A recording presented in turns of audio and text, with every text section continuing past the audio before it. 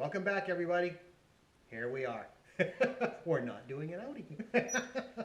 And I'm not grinding rust, which is just amazing, But as you can see, it has turned really cold here.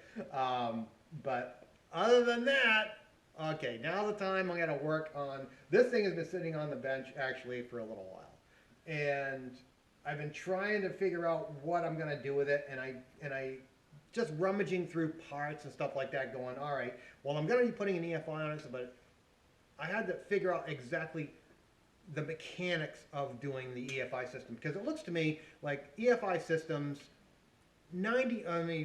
all the literature I've ever read says like 95 to 98% of all the failures of an EFI system, an aftermarket standalone system, is the actual mechanics of putting it in, not exact. I'm sitting there going, okay, well, we'll build something that's going to be not harmful. Well, I'm not going to hurt anything on the engine. The engine is, every single thing is going to be able to be pulled right off and then bolted, unbolted, and I'm going to make all new manifolds and make all that stuff to make it work, That's the big thing. That's what I really want to get this thing all squared away, to make sure it's all a really nice, compact, tight package. That way, everything is just going to be easy, and it's not going to harm anything with the motor. And when I die, that CIS system is going to be in a box. And if somebody wants to make it original, all right, go right ahead. I'm not one to judge, but it's just like I want something that's going to basically save this motor, because I want a limp mode. That's my biggest thing. I want a limp mode in this motor. If something happens, and if it goes like overly lean, and it just pulls the boost right off, boom, no problem. That's kind of my deal, and I want an electronic boost controller anyway. So, but all right, that's down the road. First things first, I'm going to try to explain everything piece by piece through the video, what I'm going to do, what I'm using, and how I'm doing it, and I'll go through bits and pieces of the motor when I get there. All right, I know that was like too long. Let me bring you over here and show you what I'm going to do, and we'll start pulling this stuff apart and making it all work.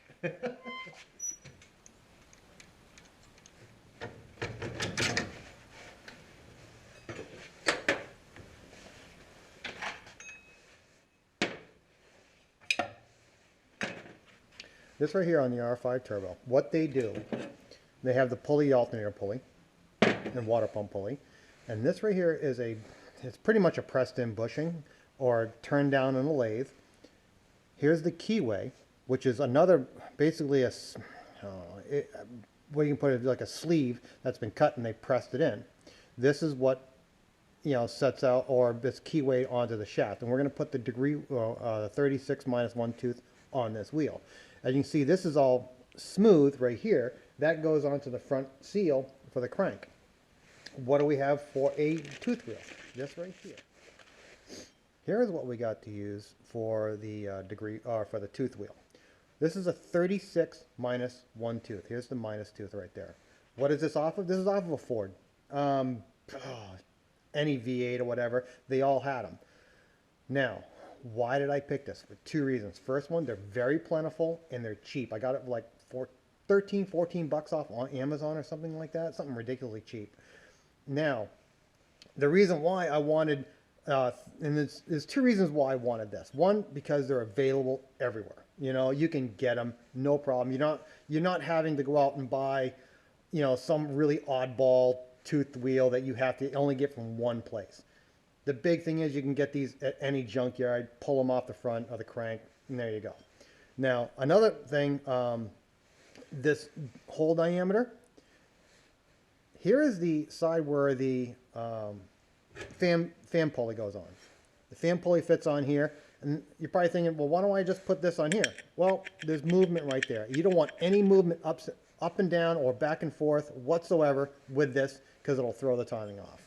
The good thing is, we can't put anything on this surface. This is where the seal goes.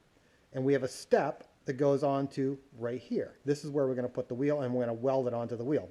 With only a couple tacks, but just very, very small tacks, because it's not really doing that much. But we want to put that on as tight as we can. That way, when this thing fits on, there is no movement up, no wobble, no nothing. And that will give us a stable timing platform. Also, 36 minus 2, I was also reading that all EFI systems, like for 5 cylinders or for any type of cylinder, should be basically, if you can divide these amount of teeth into 360 degrees and come out even with the number of cylinders that you're trying to do, I think this is going to work for a 5-cylinder. Why is that? Well, let's double this. 72. 72 times 5, 360 degrees. So we can calculate off of this without using any decimal points or anything like that, exact timing measures for the Audi 5 cylinders. At least that's what my plan is if I ever get to that point. All right, first things first, I built a jig to actually cut this. This is what I did. This right here is just a piece of scrap aluminum I found at the recycling station or at the recycling yard. And what it is, it looks like a top to a gas canister, you know?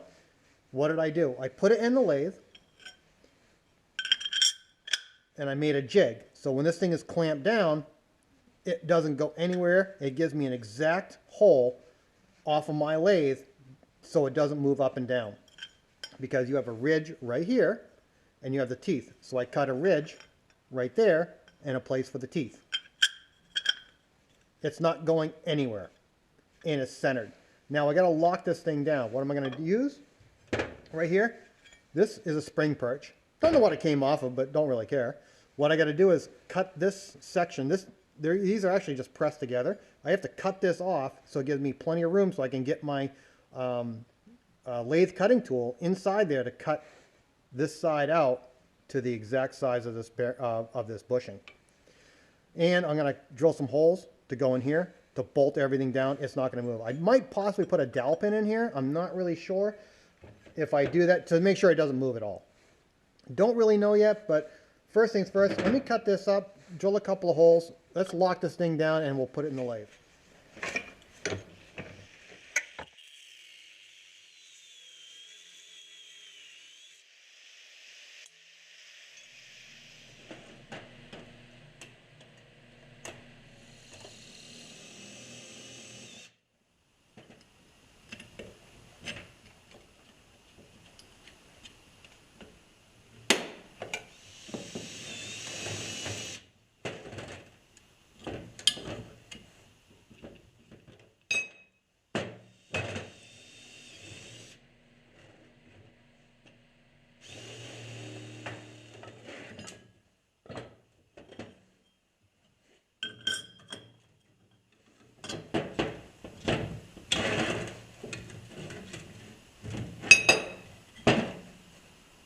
That's not moving anywhere. I don't think I'm going to have to dowel pin it. If I do, I just cut this off. But let's put this in the lathe. Let's cut out what we need here to put that in. So it's just, if you take a look at right here, where this little piece is, or a little thing for the woodruff key, just has to go right below it. So put this on the lathe.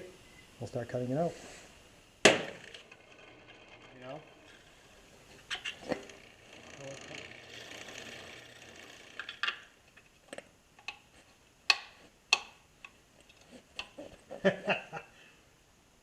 That's not good. That's right in this. That's as tight as I can get it.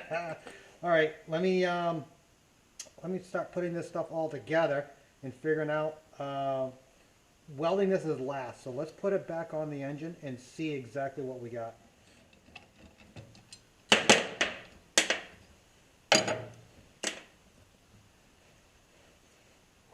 Look at how nice it fits. It is really cool. All right, now the good thing is I have a jig that I can cut any forward wheel to any size. I really like that. Well, let's figure out where. I think it's going to go just like this. All right, now we're going to do a run out test. I have it chucked in. This is basically sitting in there. It's kind of wobbly because I have to clean up a little bit here, but we're going to set our gauge to 0. We go right here. It's like 3/10,000ths of an inch, I think this gauge is. That's 8 or 9 10,000. Oh, it was more like 8 10,000. Go around. We're seeing everything. This is 0, right? there is the worst. All right, this is the worst one right here. What do we have off for run out? 0.13 millimeters, or 5, it looks like 5/1000ths of an inch. This is how much run out we have right there, this much. We are giving almost 1 millimeter of run, so this is more than acceptable, and this is more than acceptable for what it is, the manufacturing process, because these are just stamped out. That's what they are, and I think it's more than acceptable right here. Let's go over to the bench. I'm going to show you what I'm going to use for a sensor. Here we have a collection of Hall sensors. What do we have? Well, the first thing I'm going to start out with, this is an aftermarket one. This is MSD, and what it is, this bolts to the block, this bolts to the bracket, and this, you can sit there and set it up for timing and whatever you want to do with this. And you run it with like a 6AL box. This is the degree wheel that you basically, or how can I put this? Indicator wheel that you put on the actual front of the pulley to give you an idea of where everything's going to fire. What it is this is an aluminum wheel cut out, and they put, I don't know if you see it right there, steel pins in there. What happens is, this thing is nothing. The steel pins activate the magnetic pickup, and then it fires the actual ignition box. And this is set up for a 4-cylinder. We're not going to use anything like this. And you're probably saying, well, why don't you use one of these, because it's probably pretty robust. It is, but the problem is it's an aftermarket part, and down the road, I want to make sure I can get parts for this car. That's the biggest thing you always run into. I want to make sure I can get them. And it's sort of like the whole thing with like Electromotive. Electromotive used to be a standalone fuel injection system. Everybody praised it, everybody wanted it, and now they're gone. You know, and we'll get into doing the ECU stuff here a little bit later, but we're going to concentrate on this. But the problem is, I don't want these things to disappear and me having to rebuild everything. Second thing, we're going to show you some different ones. This right here is from a Weber Morelli car. This is off of a Cosworth. What it is, it's the exact same thing as that. Same amount of wires, 2 wires. All it does is it gets the pickup. It's a 4-pin pickup on the Cosworth pulley, but it's essentially the same exact thing. Also, we have this. This is from the Audi. This is a 3-pin, and what it is that, how can I put it? This was a RPM sensor on the actual flywheel. This one is, and I think the other ones are 2-pin, or they are 3-pin. I can't remember. I have to look at them, but I think they're all 3-pin.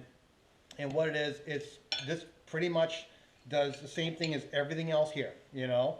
But these are getting harder and harder to buy. You have to go to, you know, right now you have to go to like more specialized places to get them, and I don't want that.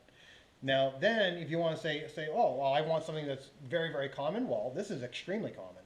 This is a sensor for a Subaru. This is actually the camshaft position sensor. The problem with these is that I heard they fail, and they're common to fail, and I don't want that.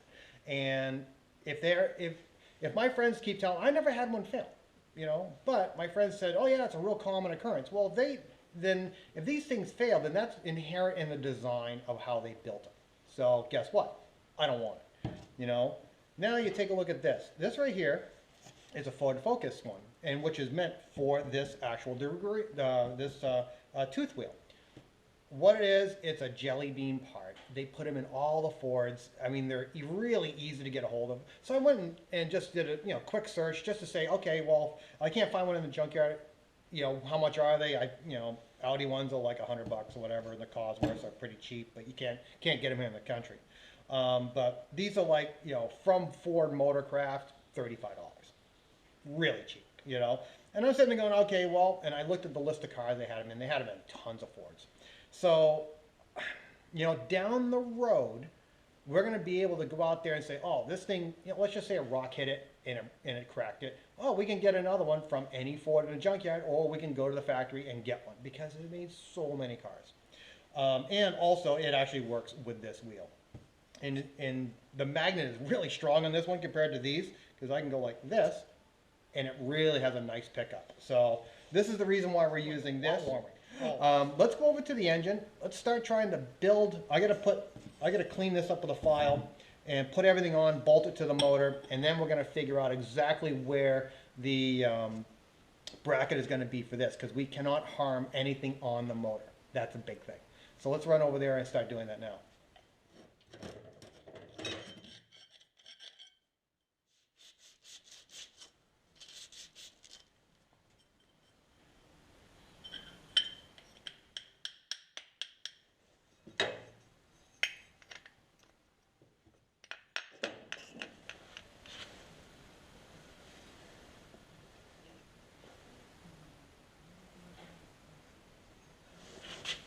I put the teeth facing out so it gives me more room for the sensor to be right in the center.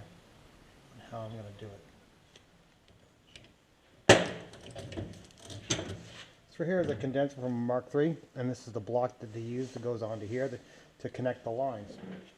What it is, I want to keep this mount aluminum. I do not want the steel to affect the magnet.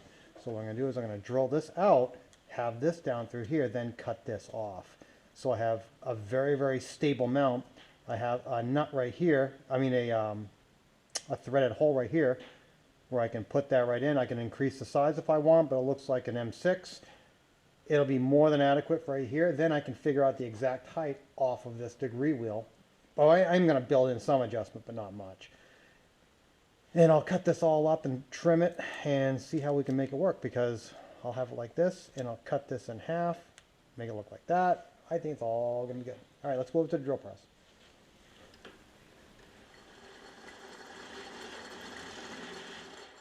Here it is. Fits in really nice. Problem is, this hole is just a little off center. So what am I going to do? Well, I'm going to turn this thing around. It's going to go in like that. Take a look right down here.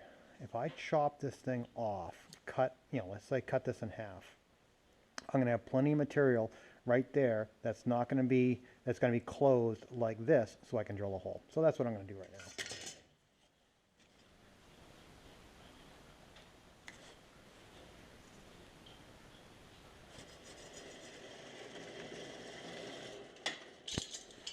Well, I thought it was a solid chunk through here, but guess not.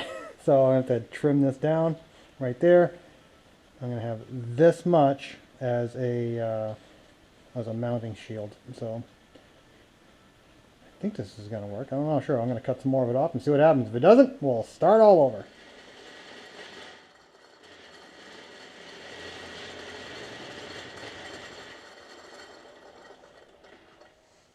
Not the best way to do it, but let me clean up the edges and get rid of this.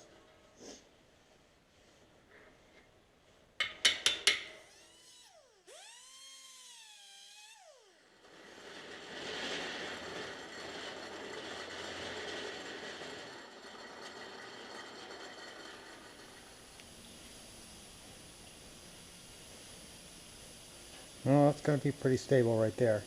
I left this all over here because I'm not sure what I'm going to weld to. It's going to be an angle, don't know. Let's go over there and let's go to the engine and let's see what we got and where we're going to position this, because we also have to get the connector off really easy. Sucks when your milling machine is basically down.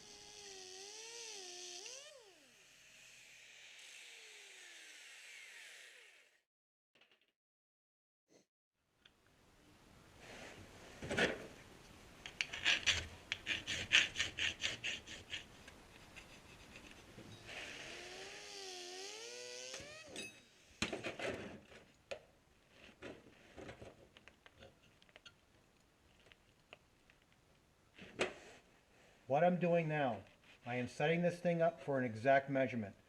You're probably wondering what am I going to use for measurements. Well, this is actually a VR sensor, but on this sensor that we need is anything between 0.75 and 1 millimeters. That is the specifications.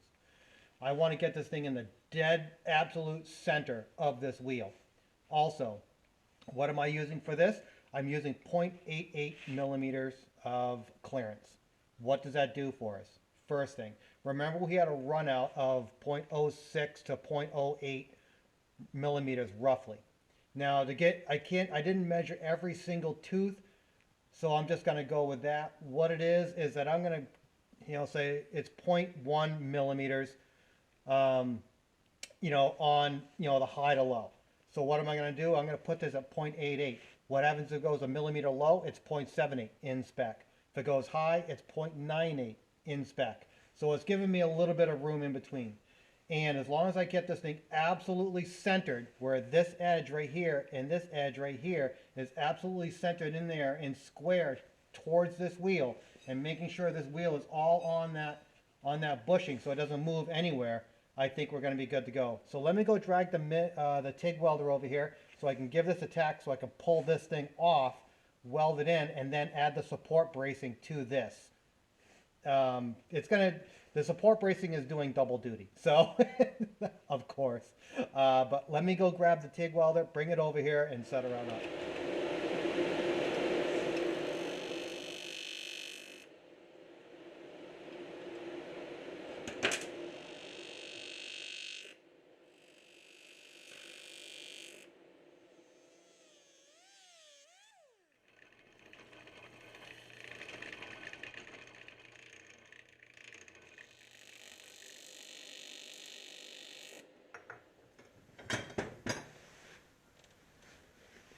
We have our bracket set up. You're probably wondering why I built this or welded the sleeve onto that little bushing that came out. I want this sleeve to be contacting this. So I have 2 points of contact. So I got an M10 right here, and I got the M6 right here. So it's triangulated. This bracket will not move. Also, where I welded this on it, it's still a little bit pliable. I can move it. I had to move it because it kind of moved. But what I'm going to do is we're going to do two things with the bracing for this bracket. First thing is bracing this right here and bracing everything, so it doesn't move. Second thing, we're going to use it as a pointer for our top dead center mark. Take a look at this. This right here is from the MS1 Extra Code Ignition Hardware Manual. This is the Ford setup, the 36 minus 1 tooth wheel. You see the VR sensor. Well, you have the missing tooth down here, then you count up 9, and that's where the VR sensor is. And then the missing tooth, the exact opposite, is where you want your TDC mark to be. I did that on this. Here's the missing tooth. I went all the way up here to number 9. I counted up 9, and then I went another 9 pretty much, because this is the absolute opposite of number 36, because it's 35 teeth on the wheel. What it is that I just grabbed a bunch of scrap aluminum, just trying to figure out which one it is. But well, I'm going to use this right here, and I'm just going to start trimming it down so I can get everything set to where it goes around this, locks in everything, and also is a pointer for the top dead center unit. So when I start doing the initial timing, using a timing light, I know exactly what I have. And we're not going to weld this just yet. This is all going to be, it'll all be welded later. I mean, this will be welded later, probably in the final video, before, when I patch everything up. But first things first, let me cut this to figure out exactly where it's going to go, and then I can make it all, how can I put this, all work. At least that's what I'm going to try and do.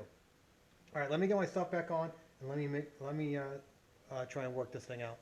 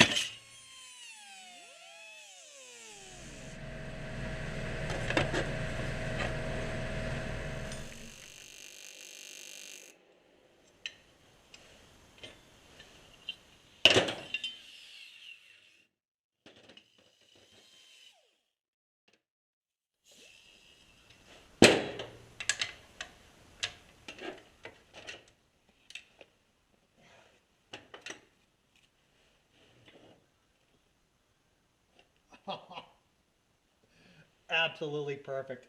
I love it. Very stationary. We now have our camshaft or your crankshaft reference sensor, and it's a Ford. I mean, I think it's going to work out well. Ford wheel, Ford sensor. What it is I just used a piece of I cut up a bushing to get it off this, just a piece of like aluminum tubing, some C channel that just bits and pieces. I don't know what this was. I think it looked like a threshold to a door. This was the AC, part of that AC condenser block. This was just spare C channel there kicking around. Yeah, I think it looks pretty cool. It's very stiff. It's not going anywhere, so we should get a really good indication of where everything is. Also, I have my reference sensor, so when I check the timing with the timing light, I know exactly what I'm looking for. I'm not sure if I'm going to put a little tab on the end of the pulley or drill it in the center, don't know, just to indicate that it's top dead center. But I need to set this thing to top dead center first. And I was going to weld this tooth wheel on here, but I don't have any tungsten, so I want to TIG weld it because I want to use very, very little amount of weld in here. That's my big thing. I don't want to use very much weld in here. So I'll go get some tungstens and I'll TIG weld this in and make sure it's absolutely straight and it doesn't wobble around. But that's beside the point. That'll probably be for the end when we set everything up, and then we'll put it in the car. Next thing will probably be the intake manifold, and I got some pretty interesting stuff for that. We'll see if I can make it. Remember, all of this stuff is unboltable. The only thing that'll be welded is this under this pulley, and if I want to get it off and to return it back to normal, just put it in the lathe and just cut the welds off. I mean, it's going to be that simple, because nothing is being harmed in this entire build of the car. All of this stuff is going to come off and go into a box. That's what I wanted to do. And everything is through existings. I had 2 points here. 1 point here, 1 point here. This is an M10, which was already in the block, which I just chased it out with a tap. This was already here for the timing chain cover. All it is an M6. It centers it. This thing bolts on. This thing is not moving at all. It's super stiff, so I really like that. All right, what else do I have? I mean, you know what? This is just scrap aluminum, and you can do this. Remember, I'm just a hillbilly out here in New Hampshire trying to make something work. So let's see if we can make this thing work with an EFI, so we can actually drive it. And I won't have the CIS, thank God. All right, well, thank you very much. I really appreciate you showing up. Have a great day. Bye now.